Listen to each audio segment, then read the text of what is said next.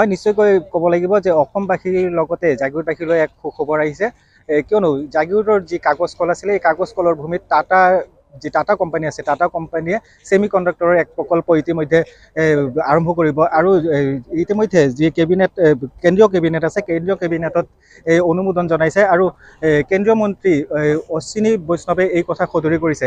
আমাৰ লগত উপস্থিত আছে জাগিৰোডবাসী লোকসকলো উপস্থিত আছে আৰু লগতে উপস্থিত আছে তিৱা কাউন্সিলৰ চৰকাৰী মনোনীত প্ৰাৰ্থীগৰাকী আছে। তেওঁৰ পৰা জানিব বিচাৰিম এই জাগিৰোডত যি প্ৰকল্প আৰম্ভ কৰিব টাটাই কি ক'ব? সঁচাই আমাৰ জাগিৰোডবাসীৰ বাবে এটা আনন্দৰ খবৰ, আনন্দৰ বতৰা, কিয়নো যিটো আমাৰ জাগিৰোডৰ পেপাৰ মিল আছিল এই পেপাৰ মিলটো নানা কাৰণত মৃত হৈ গ'ল।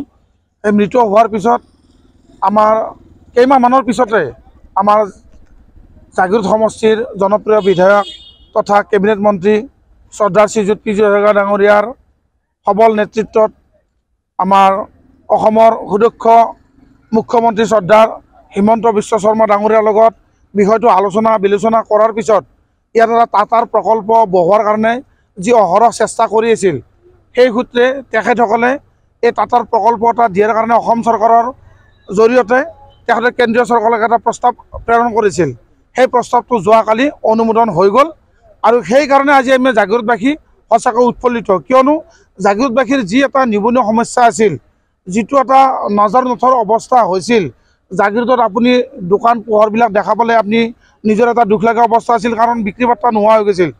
এতিয়া আপোনালোকে ভাবক জাগিৰোড পেপাৰ মিলৰ যি 700 কোটি টকাৰ পেপাৰ মিল আছিল, কিন্তু এতিয়া 27,000 কোটি টকাৰ প্ৰকল্প এটা জাগিৰোডত আৰম্ভ হ'বলৈ গৈ আছে। 100 দিনৰ ভিতৰত কাম আৰম্ভ হ'ব।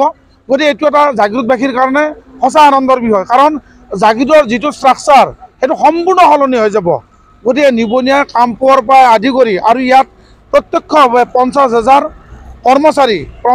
কৰ্মচাৰী ইয়াত নিযুক্তি দিব বুলি শ্ৰদ্ধাৰ মুখ্যমন্ত্ৰী ডক্টৰ হিমন্ত বিশ্ব শৰ্মা ডাঙৰীয়াই জনাইছে আৰু পৰোক্ষভাৱেও 11,000 পৰা 12,000 এনেকুৱা কৰি কৰ্মচাৰী ইয়াত নিয়োগ কৰিব বুলি কৈছে। হয় নিশ্চয়কৈ বৃহৎ প্ৰকল্প আচলতে ক'ব লাগিব আৰু দেখা গৈছে যে অসমৰ ভিতৰতে সৰ্ববৃহৎ যি বিনিয়োগ হ'ব। এই সঁচা কৰি এই ক্ষেত্ৰত আমি ধন্যবাদ দিব লাগিব কেন্দ্ৰীয় চৰকাৰক আৰু আমাৰ অসম চৰকাৰৰ সুদক্ষ মুখ্যমন্ত্ৰী শ্ৰদ্ধাৰ ডক্টৰ হিমন্ত বিশ্ব শৰ্মা ডাঙৰীয়াক, কাৰণ এইটো গোটেইকেইটা প্ৰকল্পৰ ভিতৰত বৃহৎ প্ৰকল্পটোৱে স্থাপন হ'ব জাগিৰোড পেপাৰ মিলত।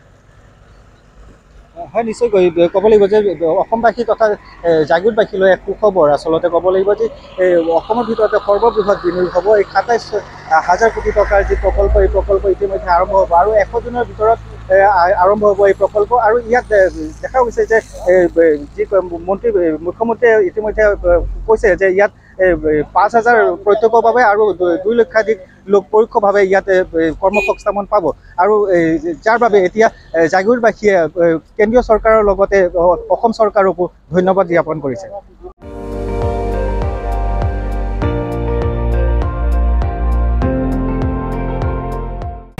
আপুনি চাই আছে ND24, সৰ্বশ্ৰেষ্ঠ নহয় সৰ্বোত্তমৰ দৌৰত।